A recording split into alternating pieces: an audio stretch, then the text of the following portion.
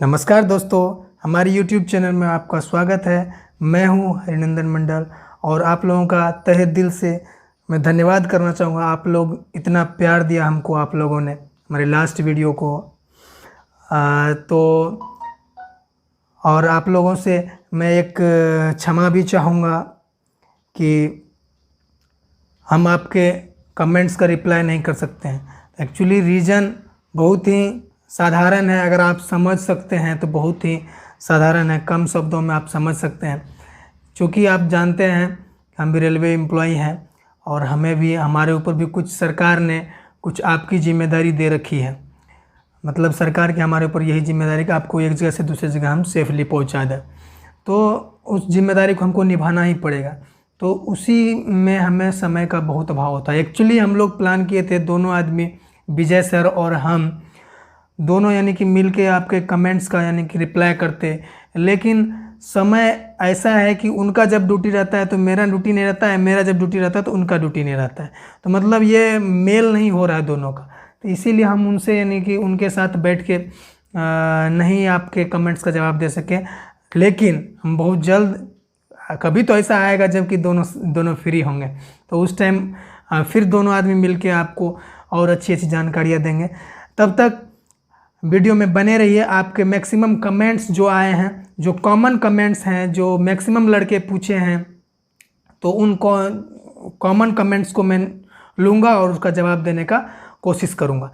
एक common questions आता है, वो मोबाइल नंबर तो बहुत हमारे दोस्त लोग मांगते हैं, तो सॉरी उसके लिए मैं प्रोवाइड नहीं कर सकता हूँ, क्योंकि हमारे परिस्थिति को आप समझ सकते हैं। मैं पहले ही एक्सप्लेन कर चुका हूँ कि मैं किस परिस्थिति में हूँ और क्यों नहीं आपसे मैं यानी कि इंटरेक्ट। कौन नहीं चाहता है एक इंसान दूसरे इंसान से, कौन नहीं चाहता एक बात करना, लेकिन मेरे साथ ऐसा समस्या है। मैं इस जगह हूँ, यहाँ हिंदी सुनने के लिए तरसते हैं लोग। हम लोग हिंदी बोलने के लिए, हिंदी सुनने के लिए किसी स्टाफ जो आता है उसी से बहुत जी भर के बात करते हैं, उनसे लगता है कि अपने घर के आदमी हैं। लेकिन क्या करें, हमारे पास समय नहीं है। जो नहीं तो हम भी चाहते हैं कि आपसे बात करें, बहुत सारा बात करें, हर विषय पे बात करें, लेकिन हमारे पास समय का अभाव रहता है। भैया तो थोड़ा सा तो कंप्रोमाइज़ करना होगा। जब हम कंप्रोमाइज़ करें तो आपको तो करना ही पड़ेगा। आप कमेंट्स कीजिए, मैं बीच बीच में वीडियो बना के आपके कमेंट्स का रिप्लाई दे दूँगा। कोई भी चीज़ जल्दी नहीं मिलता है, 1 दिन 2 दिन का देरी हो सकता है, उसके लिए भी आपसे क्षमा चाहूँगा।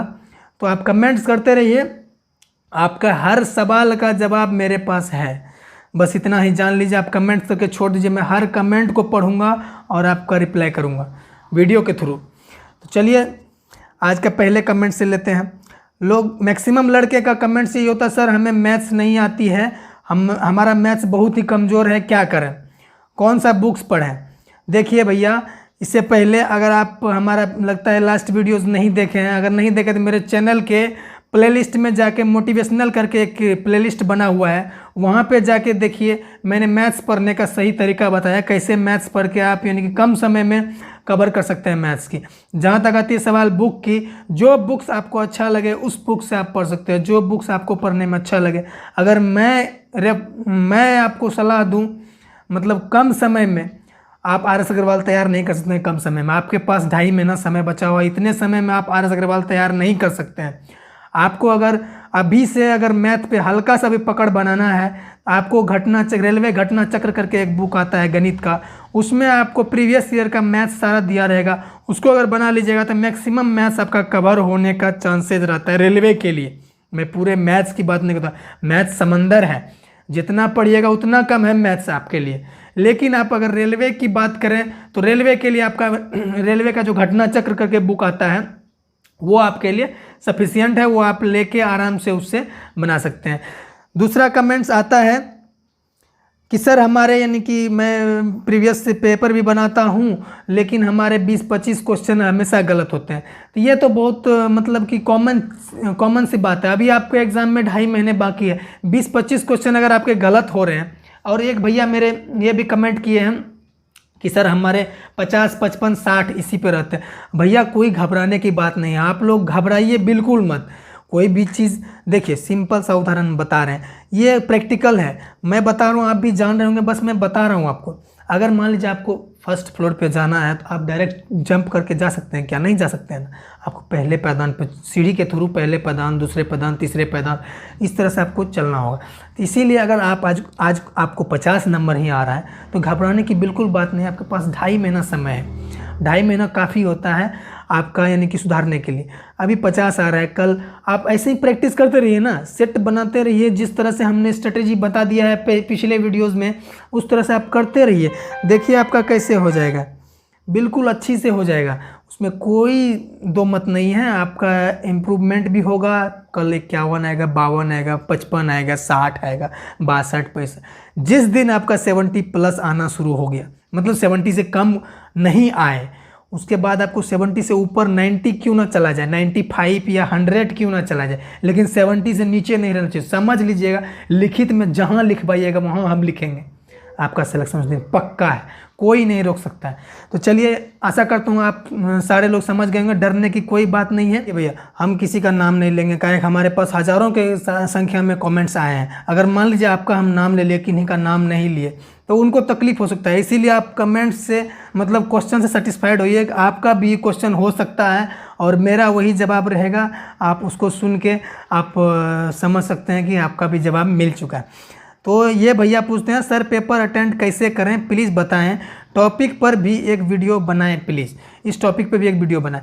देखिए भैया, उस पर तो मैं बनाऊंगा, मतलब समय जब नज़दीक आ जाएगा तो और डीपली मैं डिटेल में, बिल्कुल डिटेल में बताऊंगा किस तरह से आपको एग्ज़ाम हॉल में एग्ज़ाम को फेस करना है। एक्चुअली क्या होता है ना, आप में से बहुत सारे हमारे जो भी दोस्त हैं वो हमेशा यही सोचते हैं कि हम एग्ज़ाम दे रहे हैं। देखिए, इस चीज़ को बिल्कुल दिमाग से निकाल दीजिए कि आप एग्ज़ाम हॉल में बैठे हैं। जैसे मान लीजिए आप अभी अकेले रूम में किसी रूम में पढ़ रहे हैं, तो आप जिस तरह से जितना क्वेश्चन बना रहे हैं वही चीज़ आप एग्ज़ाम हॉल में भी जाइए, वहाँ भी आप उसी स्ट्रेटजी को अपनाइए कि आप यही फीलिंग कीजिए हमारे दाएं कौन है, हमारे बाएं कौन है, हमारे पीछे कौन है, हमारे आगे कौन है। इन चीज़ों को बिल्कुल भूल जाइए, कोई मतलब ही नहीं रखिए किसी से। आपके पास आप सिस्टम पे बैठिए, आप लॉगिन कीजिए, आप एग्ज़ाम बनाना शुरू कीजिए जैसे आप रूम पे पढ़ रहे थे, बिल्कुल माइंड को फ्री करके। देखिए, इसका बहुत बड़ा फ़ायदा होता है और बहुत बड़ा नुकसान भी होता है। नुकसान होता है अगर आप एग्ज़ाम का प्रेशर लेके चलते हैं तो आपका हमेशा 10 क्वेश्चन छूटेगा एग्ज़ाम के प्रेशर से। हमेशा आपके अगर दिमाग में ये चलता रहेगा कि हमारा एग्ज़ाम है तो आपका 10 क्वेश्चन हमसे लिखवा लीजिए, गारंटी से आपका 10 क्वेश्चन छूटेगा ही छूटेगा। लेकिन अगर आप इन चीज़ों को बिल्कुल नॉर्मल चलते हैं, नॉर्मल लाइफ, मतलब जैसे आप नॉर्मल रह रहे हैं, सब दिन नॉर्मल बना रहे हैं, उसी तरह से अगर आप एग्ज़ाम में भी जाके एग्ज़ाम को अटेंड करते हैं तो मैक्सिमम चांस रहता है आप मैक्सिमम क्वेश्चन करके आइएगा और आपका गलती भी कम होगा। एग्ज़ाम के डर से भी बहुत सारे लड़के जानते हुए क्वेश्चन जो जान रहे हैं वो भी नहीं बना सकते हैं। पूछता है भैया ऑनलाइन टेस्ट सही होगा कि ऑफलाइन टेस्ट सही होगा? देखिए भैया, दोनों सही रहता है, क्योंकि आपका एग्ज़ाम जो ऑनलाइन होने वाला है आपका एग्ज़ाम, तो आपको यानी कि ऑनलाइन प्रैक्टिस भी ज़रूरी है, ठीक है। लेकिन मेरा अगर ओपिनियन पूछिएगा, मेरा अगर आइडिया पूछिएगा, तो मेरे ख्याल से आप सप्ताह में 6 दिन कीजिए ऑफलाइन और 1 दिन आप किसी भी दिन या संडे सैटरडे जो भी आपका फेवरेट डे है उस दिन आप ऑनलाइन जाइए। ऑनलाइन आराम से 1 सेट बनाइए, 2 सेट बनाइए, 3 सेट बनाइए, जितना सेट ऑनलाइन बनाने का बनाइए। अपने आप को तौलिए, अपने आप को देखिए कि हम कितने पानी में हैं, कितना हमको आता है। क्योंकि ऑनलाइन टेस्टेड जो होता है, जो भी टेस्ट एजेंसी जो भी कंडक्ट करवाती है, मतलब कि जो भी अपना टेस्ट सीरीज चलाता है, तो वहाँ पे क्या होता है, बहुत सारे हज़ारों की संख्या में लड़के आते हैं। तो वहाँ आपको आपका वैल्यू पता चल जाएगा।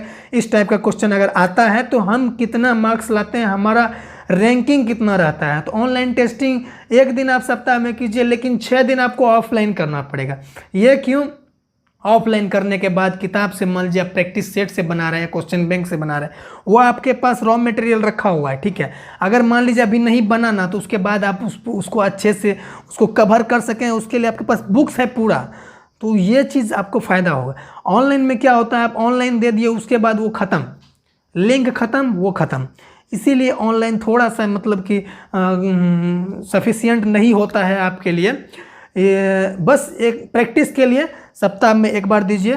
2.5 महीना है तो आपके पास बहुत सारे सप्ताह हैं, 10-12 सप्ताह हैं, उसमें आप अच्छा से सीख सकते हैं। 10-12 टेस्ट देखें और लास्ट के दिनों में आप ऑनलाइन टेस्ट ही बिल्कुल दीजिए, लेकिन उससे पहले आपको ऑफलाइन, इससे पहले अगर आप वीडियो नहीं देखे तो उस वीडियो में हम बता चुके हैं कि 5 चीज़ बहुत ज़रूरी है आपके एग्ज़ाम क्लियर करने के लिए। उस चीज़ों को जाके ज़रूर देखिएगा उस वीडियो को, 5 चीज़ क्या क्या है उसका लिंक डिस्क्रिप्शन में रहेगा, वहाँ से जाके आप देख सकते हैं। चलिए देखते हैं नेक्स्ट कमेंट्स को। एक भैया पूछते हैं कि ये CBT 1 और CBT 2 का जो एग्ज़ाम कंडक्ट कराया जाएगा उसके बीच में कितने का अंतर होगा। देखिए वो एग्ज़ाम कंडक्टिंग एजेंसी जो होती है उसके ऊपर डिपेंड करता है, वो कितना जल्दी आपका एग्ज़ाम CBT 1 लेने के बाद कितना जल्दी आपका रिजल्ट CBT 1 का पब्लिश करता है, उसके बाद तुरंत ही CBT 2 ले लेगा।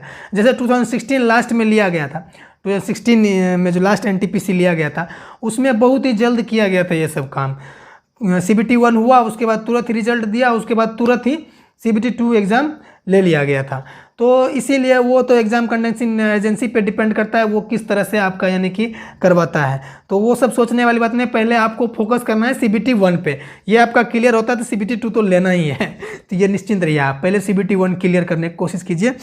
अब एक क्वेश्चन आता है, देखिए संसार में 2 तरह के इंसान होते हैं। एक आपको यानी कि इनकरेज करेगा, मतलब आपको मोटिवेट हमेशा रखेगा, आपको हमेशा प्रोत्साहित करेगा कि आप कहीं पे पहुंच जाइए, आप अच्छा कीजिए, ऐसे करिएगा तो अच्छा होगा। ये ऐसे भी होते हैं जो कि आप अगर कुछ अच्छा करना चाहिएगा ना आपका पेड़ खींच लेगा, ठीक है। मैक्सिमम ऐसे ही होता है आपके पेड़ खींचने वाला। इसीलिए थोड़ा सावधान रहिए। दुनिया में 2 तरह के इंसान होते हैं। उस तरह के इंसान से सावधान रहिए जो कि आपके कंधे पे हाथ रखेगा और पीछे से यानी कि पीछे छुड़ियों चला देगा, ठीक है। इसीलिए वैसे आदमियों से थोड़ा सावधान रहने में ही फ़ायदा है। तो एक भैया क्या बोलते हैं कि तू तो यानी कि गवर्नमेंट एम्प्लॉय है तो तेरे को यानी कि यूट्यूब पे ऐसी तैसी करने की क्या ज़रूरत है। देखिए भैया ये मेरा अपना ओपिनियन है, मेरा शौक़ है, मेरे कुछ मतलब प्रॉब्लम्स हैं जो कि मैं आपसे शेयर करूंगा। मेरे क्या प्रॉब्लम्स हैं, मैं क्यों यूट्यूब पे आया हूं, तो वो सारे चीज़ मैं आपसे शेयर करूंगा। लेकिन अभी थोड़ा सा समय दीजिए हमको, हम आपके जवाब भी दे दूंगा। और एक कॉमन क्वेश्चन आता है, अलग अलग बोर्ड करके आता है लेकिन मैं कॉमनली उसको बता दे रहा हूँ। देखिए अभी के दौर में कंपटीशन थोड़ा सा टफ तो ज़रूर हुआ है, तो उसके अकॉर्डिंग आप मान लीजिए किसी भी बोर्ड में जाइएगा ना तो आपको मतलब इजी वे में एग्ज़ाम क्लियर मतलब करना नहीं मिलेगा। इसीलिए किसी भी जोन में किसी भी बोर्ड में आप जाइए, वहाँ पे आपको अगर 70+ मार्क्स आता है तो CBT 1 आपका क्लियर समझिए, मतलब नॉर्मल वो परसेंटाइल करके जो देता है ना उसके बाद हो जाता है। तो 70+ मार्क्स लाने का एक ही तरीका है। मान लीजिए 30 नंबर का आपका मैथ है, 30 नंबर का रीजनिंग है और 40 नंबर का GA है, जनरल अवेयरनेस जिसको बोलते हैं। तो अगर 30-30-60 अगर मैथ रीजनिंग में आप 50 नंबर अगर आराम से ला लेते हैं तो आपको 20 नंबर उधर लाना है। तो 20 नंबर में तो आपका 5-6 गो साइंस आ जाएगा। उसके बाद आपका यानी कि स्टैटिक GK अगर आप लूसेंट का पीछे वाला पोर्शन पढ़ लेते हैं, स्टैटिक GK उससे मैक्सिमम कवर हो जाएगा।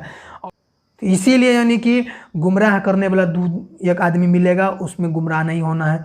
मैक्सिमम यही देखा गया है। हम भी जब अपने स्टूडेंट्स लाइफ में थे हमें भी यही चीज़ बोला जाता था जब टेस्ट देने जाते थे। उस टाइम ऑफलाइन नहीं होता था और ऑफलाइन जब टेस्ट देने जाते थे उस टाइम क्या बोलता था, अरे तुमको 60 नंबर आता है क्यूज में, तुमको सिलेक्शन कहाँ होगा। जिस दिन सिलेक्शन ले लिए ना, जो 90 नंबर ला रहा था ना उधर ले है अभी तक ले भागलपुर ले। इसीलिए अपने ऊपर कॉन्फिडेंस रखिए। लोग क्या कहता है, दुनिया क्या कहता है, उसके बातों पे बिल्कुल मत जाइए। दुनिया तो होता ही है बिगाड़ने के लिए, मतलब दुनिया में मैक्सिमम लोग आपका पैर ही खींचेगा अगर आप कुछ अच्छा करिए। इसीलिए अच्छे आदमी के संपर्क में रहिए, अच्छी चीज़ों को सुनिए, अच्छे विचार रखिए, अच्छे आदमी से मेल जोल रखिए, देखिए आपका ज़िंदगी निखर जाएगा। ठीक है, चलिए देखते हैं नेक्स्ट कमेंट्स को। ये भैया पूछते हैं, बहुत ही अच्छा सवाल है, सर PWD का यानी कट ऑफ कितना जाता है। देखिए भैया, जो भी नॉर्मल कट ऑफ होगा उससे यानी कि 10-15 नंबर कम ही PWD का कट ऑफ जाएगा, हमेशा यही होता है वो। और कभी कभी हाई भी हो जाता है, वो नहीं कहा जा सकता है, वो डिपेंड करता है कि आपका वहाँ PWD कैंडिडेट कितना पहुँचा है। मतलब कि विकलांग PWD मतलब विकलांग हो गया, विकलांग कैंडिडेट वहाँ कितना पहुँचे हैं उसके अकॉर्डिंग भी कट ऑफ जाता है। कभी कभी क्या होता है ना, ज़्यादा पहुंच जाता है तो कट ऑफ थोड़ा हाई चला जाता है, अगर कम पहुंचता है तो हाई मतलब कि पास मार्क्स पे भी हो जाता है, या जो एग्ज़ाम में बैठ गया उनका हो ही जाता है।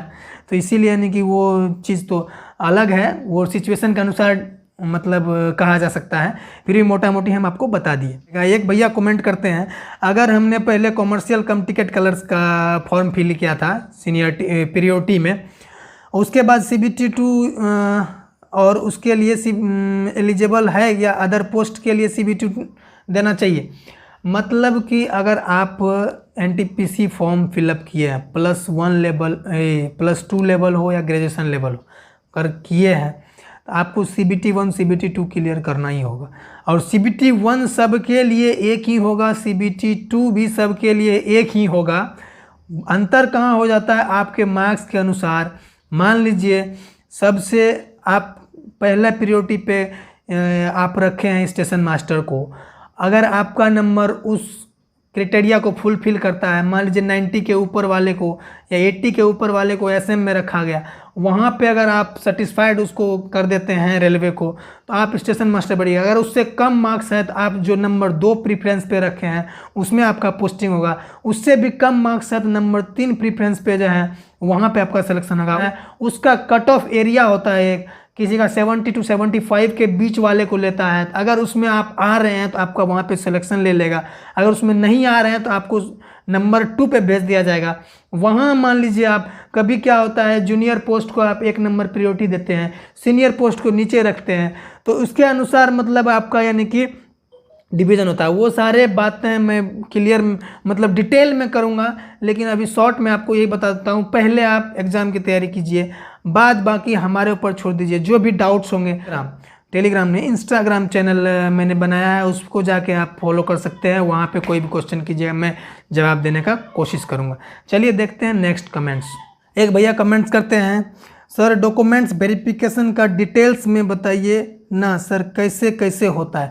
देखिए भैया, पहले आप CBT 1 CBT 2 क्लियर कीजिए। डॉक्यूमेंट्स वेरिफिकेशन पे आपके पास बहुत टाइम है, मैं बीच बीच में वीडियो बनाता रहूँगा, उसमें हर टॉपिक को कवर करने का कोशिश करूँगा कि आपका मेडिकल किस तरह से होता है, डॉक्यूमेंट वेरिफिकेशन किस तरह से होता है, क्या सब भी चीज़ पे मैं वीडियो बताऊंगा। हर एक पोस्ट का मैं वीडियो अलग अलग बनाने की कोशिश करूंगा।